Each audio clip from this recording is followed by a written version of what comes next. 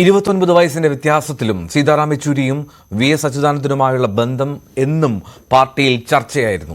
Kerala party നേതൃത്വത്തെ വെല്ലുവിളിച്ച് VS. നിന്ന ഘട്ടങ്ങളൊക്കെയും ഒപ്പം നിന്നതിന്റെ പേരിൽ വി.എസ്. പക്ഷക്കാരൻ എന്ന പഴികേട്ട നേതാവ് കൂടിയാണ് സീതാറാം യെച്ചൂരി.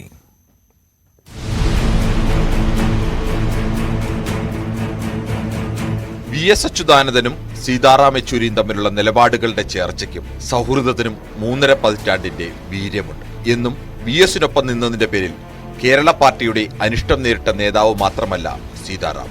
വിശാഖപട്ടണം പാർട്ടി കോൺഗ്രസിൽ SRPക്ക് പകരം സീതാറാം യെച്ചൂരി ജനറൽ സെക്രട്ടറി സ്ഥാനത്തെത്തുന്നതിൽ വി.എസിന്റെ രാഷ്ട്രീയ തന്ത്രജ്ഞത കൂടിയുണ്ട്. അധികം പരസ്യമായിട്ടില്ലാത്ത ആ നീക്കം ഇങ്ങനെയായിരുന്നു.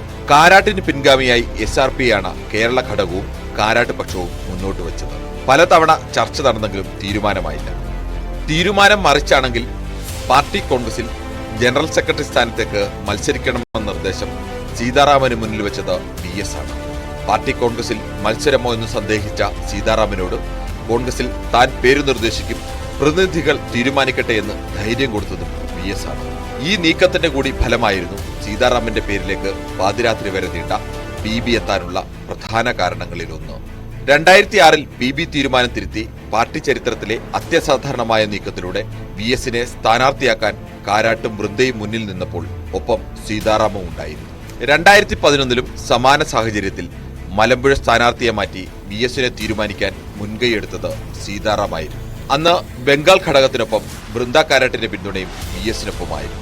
വി.എസ്. അച്യുതാനന്ദനെ കേരളത്തിന്റെ ഫിദൽ കാസ്ട്രോ എന്ന് വിശേഷിപ്പിച്ചാണ് 2016 പിണറായി വിജയനെ കേരള മുഖ്യമന്ത്രിയായി party general secretary Sitaram Yechury പ്രഖ്യാപിച്ചത്.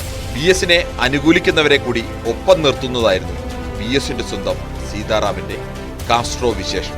സീതാറാം SFIയിൽ കടന്നു വരുന്ന നാൾ തന്നെ കേന്ദ്ര കമ്മിറ്റി അംഗമായിരുന്നു വി.എസ്. 1984 32-ാം വയസ്സിൽ സീതാറാം കേന്ദ്ര കമ്മിറ്റിയിലെത്തുമ്പോൾ വി.എസ്. കേന്ദ്ര കമ്മിറ്റിയിലെ തലമുതിർന്ന നേതാവാണ്.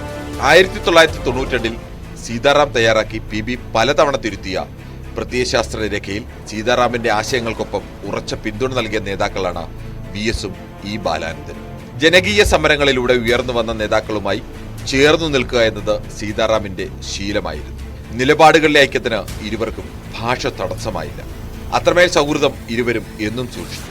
ആലപ്പുഴ സംസ്ഥാന സമ്മേളനത്തിൽ നിന്ന് ഇറങ്ങിപ്പോയ വി.എസിനെ പിന്നീടും കരുത്തനാക്കി നിർത്തുന്നതിൽ ജനറൽ സെക്രട്ടറി സീതാറാം നൽകിയ പിന്തുണ ചെറുതായിരുന്നില്ല. 2023 ജനുവരി 18 ദേശാഭിമാനി 80-ാം വാർഷികാഘോഷ സമാപനത്തിന് തിരുവനന്തപുരത്തെത്തിയപ്പോഴായിരുന്നു സീതാറാം അവസാനമായി വി.എസിനെ സന്ദർശിച്ചത്. ആശയവിനിമയത്തിന് സാധ്യമായ അവസ്ഥയിലായിരുന്നില്ല അന്ന് വി.എസ്. പാർട്ടിയിൽ നാളെയുടെ പ്രതീക്ഷയായി വി.എസ്. കണ്ട നേതാവ് വി.എസിന് മുമ്പേ യാത്ര പറഞ്ഞു പോകുന്നുവെന്ന യാദൃശ്ചികത ബാക്കിയാകുന്നു. ചരിത്രമായി ഇരുവരുടെയും സൗഹൃദവും. Political desk, news 18.